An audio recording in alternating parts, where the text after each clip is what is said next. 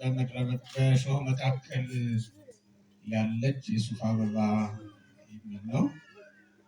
እሱን እንማራለን። የአባቶቻችን አምላክ እግዚአብሔር እንዲመክረንና እንዲያስተምረን ቅዱስ ፈቃዱ ይሆንልን። ሰምታችሁኛል? እስኪ በሉ። በሾህ መካከል ያለች የሱፍ አበባ። እስኪ ድገሙት። ሰሎሞን በመኃልዩ የምድረ በዳ አበባን ጽጌረዳ ዘቆላ የሚለው ደግሞ በሾህ መካከል ያለ የሱፍ አበባ ስለሱም ይናገራል። አምላካችን መድኃኒታችን ኢየሱስ ክርስቶስ በቅዱስ ወንጌል አበቦችን ምሳሌ አድርጎ ሰዎችን ይገስጻል። በማቴዎስ ወንጌል ምዕራፍ 6 ቁጥር 28 ላይ ስንመለከት ሰዎችን ሊያሳፍራቸው ሊገስጻቸው የምድረ በዳ አበቦችን ይጠቅሳል። ሰዎች አንዳንድ ጊዜ የማይጠቅም ድካም ይደክማሉ፣ የማይገባ ጭንቀትም ይጨንቃሉ። በዚህ ምክንያት ሊገስጻቸውና ሊያሳፍራቸው ደግሞ ኢየሱስ ክርስቶስ ከሁሉም የሚያንሰውንና በምድረ በዳ የተጣለውን ነገ ወደ እቶን እሳት ሊጨመር ግድ ያለበትን የምድረ በዳውን አበባ ይጠቅስላቸዋል። እዚህም ሰሎሞን የጠቀሰው በመኃልየ መኃልይ ዘሰሎሞን ምዕራፍ 2 ከቁጥር 1 ጀምሮ ስትመለከቱ በምድረ በዳ ያለውንና በሾህ መካከል የበቀለውን የሾህ አበባ የሱፍ አበባ ምሳሌ አድርጎ ያስተምራል። ይህ የሱፍ አበባ የበቀለውም በምድረ በዳ ነው። የበቀለውና እያደገ ያለውም በሾህ መካከል ነው። በሾህ መካከልም ሆኖ ውበቱ ያልራቀበት መዓዛውም ያልተለወጠበት በመጨረሻም ለፍሬ ለመብቃት ለፍሬ ለመድረስ የቻለ የሱፍ አበባ ሆኖ እንመለከተዋለን። ይህንን የጠቀሰበት ይህንን እንደ ምሳሌ አድርጎ ያነሳበት የራሱ የሆነ ምክንያት አለው። ሊቃውንቱ አባቶቻችን የተረጎሙትን መሰረት አድርገን እንማራለን።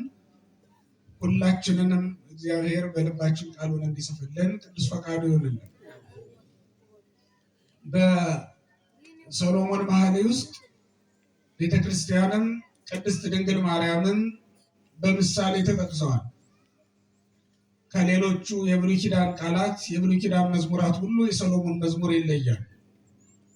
ምክንያቱም የሰሎሞን መዝሙር በሐዲስ ኪዳን እንዳለው እንደ ዮሐንስ ራእይ ሁሉ በምሳሌና አንዳንድ ጊዜም ዓለማዊ ወይም ዋዛ ፈዛዛ ሊመስሉ በሚችሉ ለሰነፍ ሊተረጎሙ በማይችሉ ቁልፎች የተቆለፈ የምስጢር መጽሐፍ ስለሆነ ነው።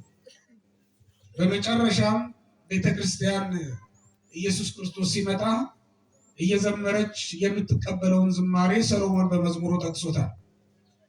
በዚያ መጽሐፍ ላይ ውዴ እያለች የምትናገረው የምትጠራው ቤተክርስቲያን ናት። ውዴ ወዳጄ ተብሎም የሚጠራው ደግሞ ኢየሱስ ክርስቶስ ነው። የመጨረሻውን ቀን ምስጋና ሰሎሞን ተገልጾለት ገና በብሉይ ኪዳን ዘመን ጀምሮ ዘምሮታል። ይሄ የሰሎሞን መኃልይ ስታነቡም እንዳትሰናከሉበት እንዳትሳሳቱበት፣ ቤተክርስቲያን ከክርስቶስ የምትቀበለውን ምስጋና በመጨረሻውም ዘመን ክርስቶስ ሲመጣ ዳግም ይህን ዓለም ለማሳለፍ እየዘመረች የምትጠብቀው ይህንን የሰሎሞን መዝሙር። ይህ መዝሙር ለመጨረሻው ቀን ተብሎ የተዘጋጀ ውድ መዝሙር ስለሆነ የሚገርምና የሚደንቁ ዝማሬዎችን ወይም ምሳሌዎችን የያዘ ቃል ሆኖ እናገኘዋለን። ዛሬ የምናየው በሱፍ አበባ የተመሰለችውን ቤተክርስቲያንና በሱፍ አበባ የተመሰለችውን ድንግል ማርያም። ወቅቱ ዘመነ ጽጌ ነው፣ የአበባ ዘመን ማለት ነው ሲተረጎም። ምድሩም በአበባ የተንቆጠቆጠበት ምድረ በዳው ሁሉ ያጌጠበት ወቅት ነው። ምድረ በዳውም ለእኛ አስተማሪ ሆኖ በቅዱስ ወንጌል ስለተጠቀሰ አንዳች ለሕይወታችን የሚጠቅም ነገር እንዳለው እንገነዘባለን፣ እንረዳለን። እንዲህ ከሆነ ክርስቲያኖች የምናየውን ስነ ፍጥረት አይተን እንማርበት ዘንድ ክርስቶስ ካስተማረን የምንረግጠው ምድር ከላይ ቀና ብለን የምንመለከተውን ሰማይ እንዲሁም አይኖቻችን የሚያርፉባቸው የምድረ በዳ አበቦች በውበታቸውና በደምግባታቸው ዛሬ ታይተው ነገ ደግሞ በመጥፋታቸው የሚያስተምሩን ነገር ካለ ለመማር ልባችን ክፍት እስከሆነ ድረስ እግዚአብሔር በፈጠረው በየትኛውም ፍጥረት ሁሉ ልንማር እንደምንችል እንረዳለን። እግዚአብሔር የተሰበረና ትሁት የሆነ የተዋረደ ልብን ይፈልጋል። የምድረ በዳ አበቦችም እንደዚሁ ናቸው። ሰዎችም እንስሳትም ቢረግጧቸው ሊጠፉ የሚችሉ ነገር ግን እስከዛው ድረስ እግዚአብሔር በመወደድና ደምግባት በመስጠት ያስጌጣቸውና ያስወደዳቸው ያሳመራቸው መሆናቸው ደግሞ ይገርማል። እነዚህን አይተን እንድንማር ፈቅዷል። ሰውም እንደዚያው ለጊዜው ሲያዩት ደስ ያሰኛል፣ ነገር ግን ታይቶ ይጠፋል። ዘመኑም አጭር ነው፣ እንደ ምድረ በዳ አበቦች ማለት ይሻላል። ጊዜ ቢያገኝ ፍሬ ያፈራል፣ ጊዜ ባያገኝ ደግሞ መወደድንና በጎ መዓዛን ሰጥቶ ያልፋል። አበቦች ጊዜ ቢያጋጥማቸው እስከ መከር ድረስ እስከ ፍሬ ዘመን ድረስ ቢያቆያቸው ፍሬ ይሰጣሉ። እስከዛ ድረስ መቆየት ቢሳናቸው ደግሞ በጎ መዓዛንና ደም ግባታቸውን ሰጥተው ያልፋሉ ማለት ነው። በመታየታቸው ሰውን ደስ ያሰኛሉ፣ በበጎ መዓዛቸውም ለሚያሸቷቸው ሰዎች ደስታን ይፈጥራሉ። ምናልባትም ለሽቱ ቅመምነትም ሊያገለግሉ ይችላሉ።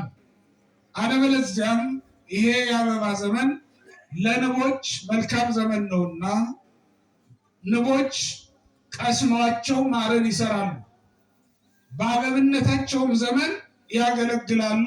የምድረ በዳ አበቦች በፍሬነት ዘመናቸውም አገልግሎትን ይሰጣሉ። እስኪወድቁ ድረስ እስኪጠፉም ድረስ ጥቅም ሳይሰጡ የሚያልፉበት ጊዜ የላቸውም። አንዳንዶቹ በጎ መዓዛን ጭምር የያዙ ናቸው። አንዳንዶቹም ደግሞ ደምግባት ብቻ ያላቸው ናቸው። ደምግባት ያላቸው በመታየታቸው፣ በጎ መዓዛ ያላቸው ደግሞ በመሽተታቸው ጥቅምን ሰጥተው ያልፋሉ። ለእያንዳንዱ ፍጥረት እግዚአብሔር ጥቅም የሚሰጥበትን አንዱ ለአንዱ ጥቅም የሚሰጥበትን ነገር አድሎታልና ባዶውን የፈጠረው ምንም ነገር ሳይሰጥ የፈጠረው ነገር ስለሌለ ይህንን ሰጥተው ያልፋሉ ማለት ነው። ይህም ማለት ክርስቲያኖች የሰው ልጅ የአበብነታቸው ዘመን ከሰው ልጅ ጋር ሲነጻጸር የሕፃንነትን ዘመን ይመስላል። የፍሬ ዘመናቸው የሰው ልጅ የወጣትነትና የጉልምስና ዘመኑን ይመስላል። የሰው ልጅ በሕፃንነት ዘመኑ ትምህርት ተምሮ ለቁም ነገር ደርሶ የገበሬ ልጅ ቢሆን አርሶ ቆፍሮ ከምድር ላይ የሚገኘውን ዘር አበራይቶ ወደ ቤት አግብቶ ሊጠቅም አይችል ይሆናል። በልጅነቱ ዘመን ግን የሚጠቅመው ራሱን የቻለ ደግሞ ጥቅም መኖር አለበት። በወጣትነት በጉልምስና ዘመኑ ደግሞ ያ የፍሬ ዘመኑ ሆኖ ሚስት ቢያገባ ልጅ ይወልዳል። መሬትን ቢያርሳትና ቢቆፍራት ፍሬ ያገኛል። ቢማር እንዲሁ ምድርን ይለውጣል፣ ዓለምን ይሰራታል። ይሄ የፍሬነት ዘመናቸውን ይመስላል ከሰው ልጅ ጋር ሲነጻጸር ማለት ነው። የምድረ በዳ አበቦች ይህንን ሁሉ ነገር ሰጥተው ያልፋሉ።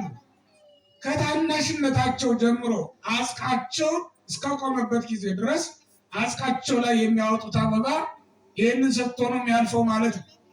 የሰው ልጅ ከሕፃንነት ዘመኑ ጀምሮ እስከ ወጣትነት እስከ ጉልምስና ከዛም በኋላ ወደ መሬት እስኪመለስ ድረስ የሚሰጠው ጥቅም ሊኖረው ይገባል።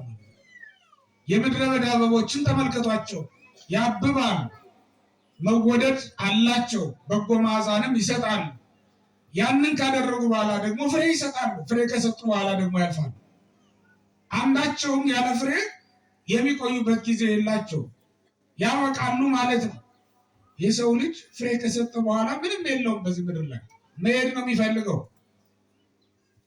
የሚሰጠውን ነገር ሰጥቷልና ሊኖረው የሚገባው ነገር ኖሮታልና ሊያገኘው ሊያስገኘው የሚገባውን ነገር አግኝቷል አስገኝቷልና አሰናብተኝ ነው። በሉቃስ ወንጌል ምዕራፍ 1 ላይ ያለው ሽማግሌ እንደጸለየው አረጋዊው ስምዖን ይእዜቱ ስዕሮ ለገብርከ ብሎ እንደጸለየው ዛሬ ባሪያህን በሰላም ታሰናብተዋለህ ብሎ እንደጸለየው የሰው ልጅ ፍሬ ከሰጠ ፍሬ ከተገኘበት በኋላ ልሂድ አሰናብተኝ ብሎ መጸለይ መልካም ነገር ነው የሚሆነው ማለት ነው። እስከዚያ ድረስ ግን ያለ ፍሬ እንዳይሆን ያለ አንዳች በጎ ነገር እንዳይኖር መጸለይ ያስፈልጋል። መኖር ያለበት በጎ ነገር እያስገኘ መሆን ስላለበት ነው። ክርስቲያኖች ሕይወታችንን ከምድረ በዳ አበቦች ጋር እናዛምድና እንመርምረው። በልጅነት ዘመናችን እንደ አበቦች ሁሉ መወደድን፣ በጎ መዓዛን ማስገኘት መቻላችንን ይህ ማለት መልካም የሆኑ ነገሮች ከታናሽነታችን ጀምሮ ያሉን መሆናችን ያለ አንዳች መልካም ነገር ያልኖርንባቸው ቀናቶች እንዳይኖሩ መጠንቀቅ መመርመር ያስፈልጋል። በወጣትነት በጉልምስናም ዘመን ደግሞ ልክ እንደዚሁ ያለ ፍሬ መኖር እንደሌለብን እግዚአብሔር እኮ ያሳልፈዋል። የአበባነትም ዘመን ሲያልፍ የፍሬ ዘመንም ሲያበቃ ይህንን ምድረ በዳውን በምድረ በዳ ላይ ያለውን ምድርን ያስጌጣትን ነገር በጠቅላላ እግዚአብሔር ይሽረዋል፣ ያሳልፈዋል። የማለፍ ዘመን አለ። ይሄ ዘመን ሳይመጣ ግን ለሰው የሚያስፈልጉትን ነገሮች ማዘጋጀት ይጠበቅበታል ማለት ነው። በፍሬም ዘመኑ አበባ ሆኖም እንዳይገኝ ጨርቋ ሆኖ እንዳይገኝ ጨርቃ ሆኖ እንዳይገኝ መጠንቀቅ አለበት። በፍሬ ዘመኑ በመብሰያ ዘመኑ አድጎ በመጨረስ ዘመኑ ገና ያላደገ ሆኖ እንዳይገኝ መጠንቀቅ ይገባዋል። ካደገ በኋላ ፍሬኗ ይዞ መገኘት ያለበት እግዚአብሔር የሚፈልገው እሱ ስለሆነ ያ ሲያበቃ ያሰናብተዋል። የፍሬ ዘመን ካበቃ በኋላ በምድረ በዳ ያሉ አበቦች አበብነት ዘመናቸው የፍሬም ዘመናቸው ካለቀ በኋላ ያፈሩትም ሆነ ያላፈሩት ወደ እቶነ እሳት መጨመራቸው ግዴታ ነው። ይህም ወደ ሰው ልጆች ሲመጣ የሰው ልጅ የጽድቅ ስራ ቢገኝበትም ባይገኝበትም ማለፉ ግዴታ ነው ማለት ነው። ጻድቃንም ያልፋሉ፣ ኃጥአንም ያልፋሉ፣ ክፎችም ያልፋሉ ይጠፋሉ፣ ደጋጎችም ያልፋሉ። በዚህ ምድር ላይ እንደተተከለ የሚቀር ማንም እንደሌለ ነው መጽሐፉ የሚነግረን የሚያስረዳ። የምድረ በዳ አበቦች የሚያሳዩን እሱ ነው። የምድረ በዳ አበቦችን ተመልከቱ ብሎ ሲናገር ይህንን ነው የሚያሳየን ማለት ነው። ሰሎሞን ደግሞ የጠቀሳቸው አበቦች የሚገርሙት የሚለዩት ከዚህ በምንድን ነው? በእሾህ መካከል የበቀሉ መሆናቸው ነው። በአጠገባቸው እሾህ አለ። እነሱ ደግሞ በጎ መዓዛ ሊሰጡ የተዘጋጁ መወደድም ያላቸው በጎ መዓዛ ያላቸው አበቦች ናቸው ማለት ነው። ይልቁም ደግሞ የሱፍ አበባ ከሁሉም ይለያል።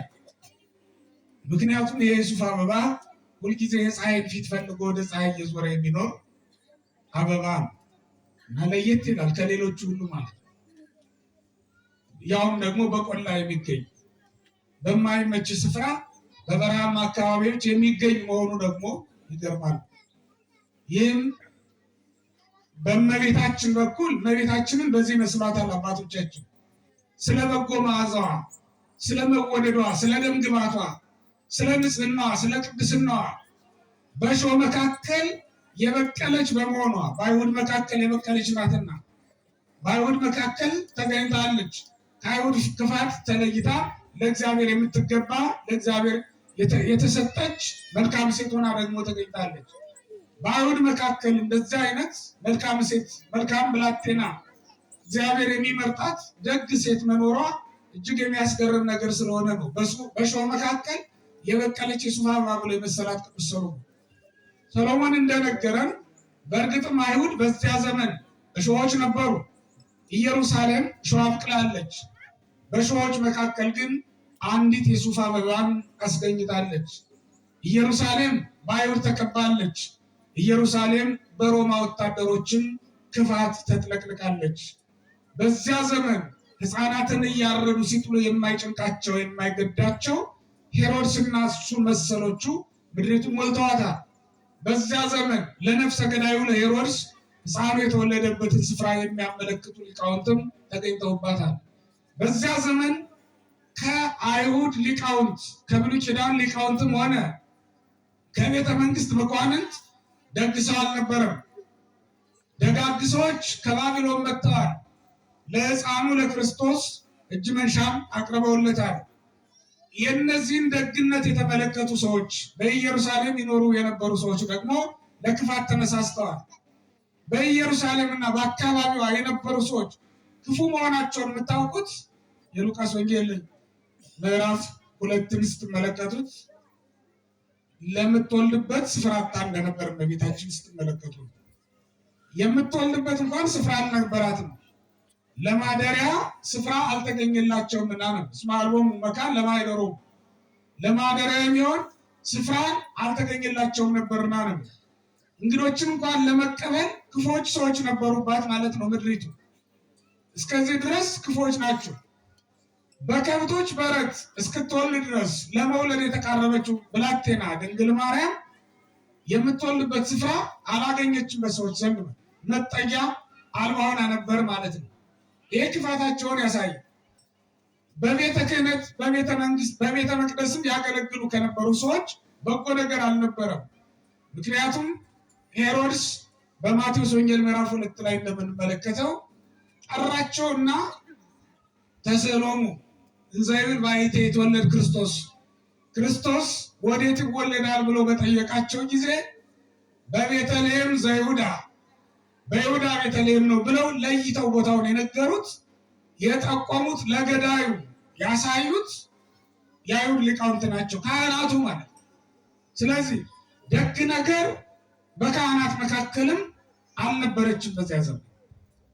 የቤተ መንግስቱ ሰዎች የተወለደበትን ስፍራ ያጠናሉ። የቤተ ክህነቱ ሰዎች ደግሞ የተወለደበትን ስፍራ ይጠቁማሉ። ሁለቱም ገዳይና አስገዳይ ናቸው። ሁለቱም ተመልከቷቸው ምን ያህል ክፎች እንደነበሩ። ለዚህ ነው በእሾህ መካከል የበቀለች የሱፍ አበባ የተባለችው ድንግል ማርያም። እሾሆቹ በቤተ ክህነትም በቤተ መንግስትም የነበሩ ሰዎች ናቸው ማለት ነው። ገዳይም አስገዳይም ሆነው የተነሱት በመጀመሪያ የምትወልድበት ስፍራ የከለከሏት የቤተልሔምና የአካባቢው ሰዎች፣ በኋላም ልጇን ለገዳይ የጠቆሙባት የቤተ መቅደሱ አገልጋዮች፣ የትንቢቱን ቃል እናውቃለን የሚሉ ግን ለትንቢቱ ቃል የማይገዙ የነበሩ ሰዎች ናቸው። በኋላም በመጨረሻ በአንድ ልጇ ትንቢት በተነገረለት ዓለም ተስፋ አድርጎ በሚጠብቀው በመሲሁ ልጇ በክርስቶስ ላይ ገዳይ ሰራዊት ያዘመተባት ሄሮድስ ነው ሾህ ተብሎ የተጠራው ማለት ነው። እነዚህ ሁሉ ሾዎች በበቀሉባት ሀገር ላይ መልካም አበባ ሆና የተገኘችው እመቤታችን ቅድስት ድንግል ማርያም።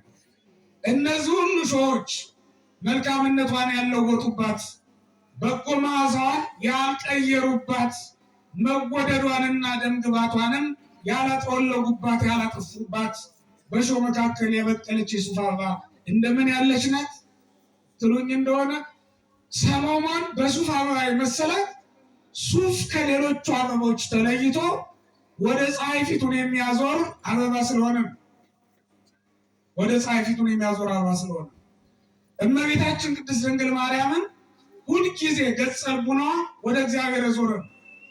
አይሁድ ከቤተ መቅደስ ያስወጧት፣ እሷ ግን ራሷ ለእግዚአብሔር መቅደስ ሆና ተገኘች። ተመልከቱት። በመቅደስ ብትኖርም ከመቅደስ ውጭ ብትሆንም ድንግል ማርያም ፊቷ ወደ እግዚአብሔር ስለነበረ ወደ እግዚአብሔር የምትመለከት ሴት ናት ድንግል ማርያም። እግዚአብሔርን ብቻ የሚያስብ ልብ ያላት፣ ይህንን ዓለም ለማሰብ ይህንን ዓለም በማሰብ ያልደከመች ሴት ናት እመቤታችን ቅድስት ድንግል ማርያም። ራሷን በድንግልና ጠብቃ ያኖረችው ለአምላክነት እናትነት ራሷን እያዘጋጀች አልነበረም።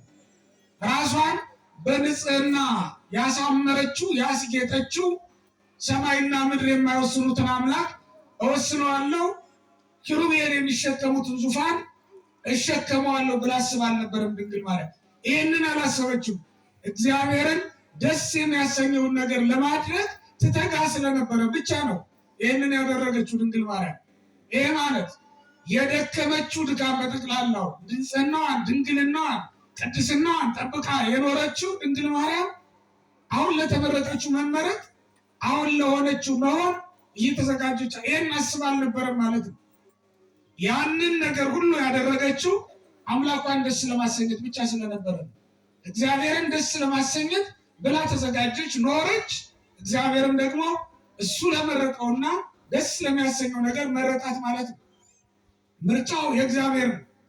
እሷ ራሷን የጠበቀችው ግን እግዚአብሔርን ደስ ለማሰኘት ብላ አስባ ነው ማለት ነው። ወገኖቼ እግዚአብሔር የሚያደርገውን ነገር ሊያደርግ ይችላል በእኛ ሕይወት። እኛ የሚጠበቅብን እግዚአብሔርን ደስ ለማሰኘት መትጋት ነው። እኛን ደስ የሚያሰኘንን ነገር ማድረግ ደግሞ የማን ተግባር ነው? ንገሩኝ፣ የማን ተግባር ነው? እግዚአብሔር ነው። እናንተን ደስ ማሰኘት የማን ስራ ነው? እግዚአብሔርን ደስ ማሰኘት ደግሞ የማን ስራ ነው? የእኛ ጉዳይ ነው። የእኛን ጉዳይ ከሰራ ከተወጣን እግዚአብሔር የራሱን ስራ የማይሰራ ይመስላችኋል?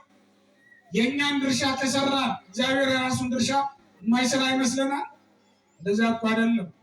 ግን እኛ ችግራችን እግዚአብሔርን ደስ ለማሰኘት የኖርንበት መኖር የለም። ሁልጊዜ ጭንቀታችን፣ ሁልጊዜ ድካማችን ከንቱ የሆነ ድካም ነው። አንዳንዱ እኮ እንደ ሄሮድስ ያለ ድካም የሚደክም አለ። ነፍስ ለመግደል ወንድሙን ለማሳደድ የሚደክም ሰው አለ። አንዳንዱ ደግሞ እንደ ሰናወር ሰዎች የኃጢአት ግንብ ለመገንባት የሚደክም ሰው አለ። አንዳንዱም አይታወቅም እንደ ቃየል ወይም እንደ ሌሎቹ ክፉ ሰዎች አይነት ድካም የሚደክም ሰው አለ። እንዲህ አይነቱን ድካም ለመቀነስ ነው ርዕዩ ጽጌያተ ገዳም የተባለው። እግዚአብሔር ይህን ድካም ሊቀንስልን፣ ይህን ጭንቀት ሊያስወግድልን ስለፈለገ ነው። አትጨነቁ። ስለ ልብስስ ለምን ትጨነቃላችሁ? አትስሩ ማለቱ ነው? አይደለም። አስባችሁ አትኑሩ ማለቱ ነው? አይደለም። እንደዚያ ማለት ልብስ አትልበሱ ማለቱ ነው? ራቁታችሁን ሁኑ ማለቱ ነው? እንደዚያ አይደለም። እግዚአብሔርን ደስ በሚያሰኝ ስራ ብቻ እንድንደክምና እንድንጨነቅ ስለፈለገ ነው እግዚአብሔር። ተመልከቱት፣ ምድረ በዳውን ያሳመረው ማን ነው? ንገሩት። ማን ነው? እግዚአብሔር። መልሳችን ይሄ ነው የሚሆነው። ለአበቦች መወደድን የሰጠ ማን ነው? ለአበቦች በጎ መዓዛን የሰጠ ማን ነው? ያንኑ ያላቸውን የተሰጣቸውን በጎ መዓዛ ይዘውት ነው የሚሞቱት። ብትቆርጧቸው እንኳን ከነ መዓዛቸው ቆርጣ። አንድ ክርስቲያን ቢሞትም እንኳን የሚሞተው ከነበጎ ስራው ከነበጎ ክርስትናው መሆን አለበት።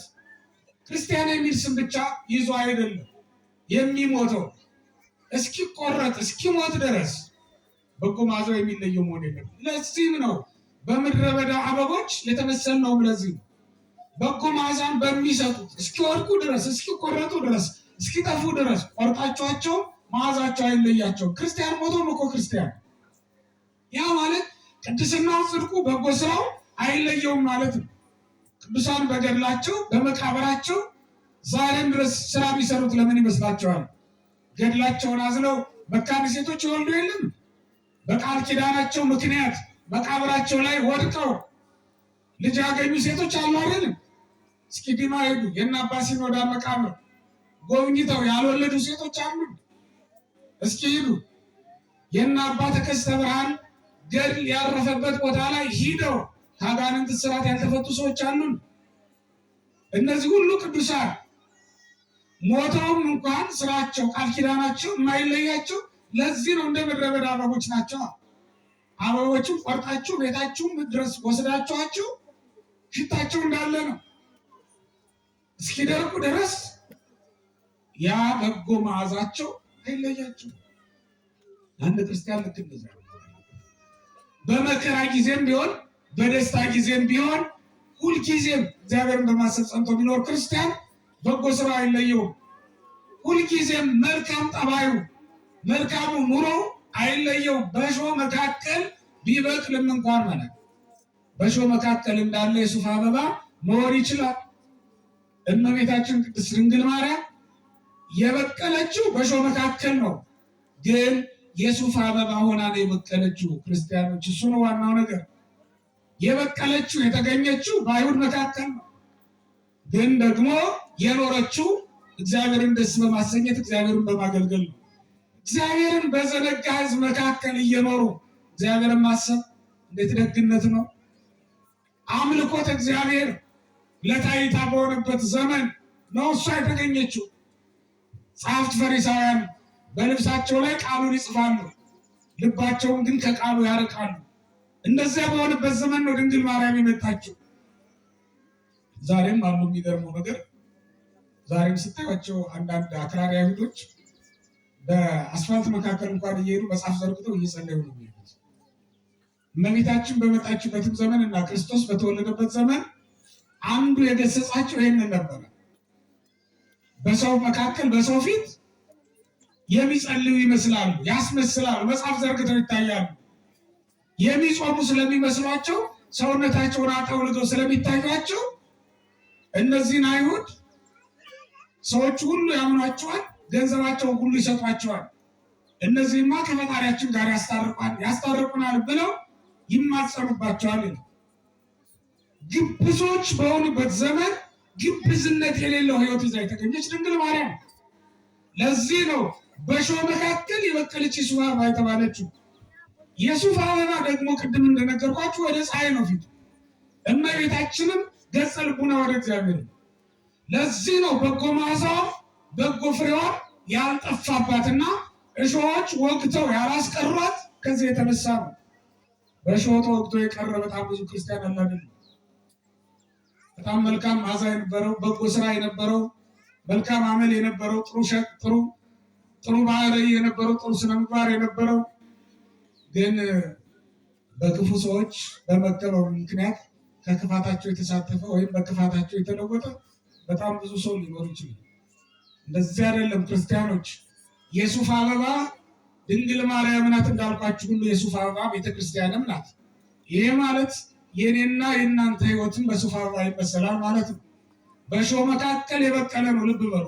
በምን መካከል? የሚገርመውም እሱ ነው። በእሾህ መካከል የበቀለ መሆኑን በምድረ በዳ እንዲሁ ዝም ብሎ በነፃ የበቀለ አይደለም። እሾህ የከበበው ነው። ግን ደግሞ ፍሬ ከማፍራት ያልተከለከለ ያልተገደበ ነው። ምን የሌለ እሾህ አለ በእውነት በዚህ ዘመን? ምን ያልከበበን እሾህ አለ?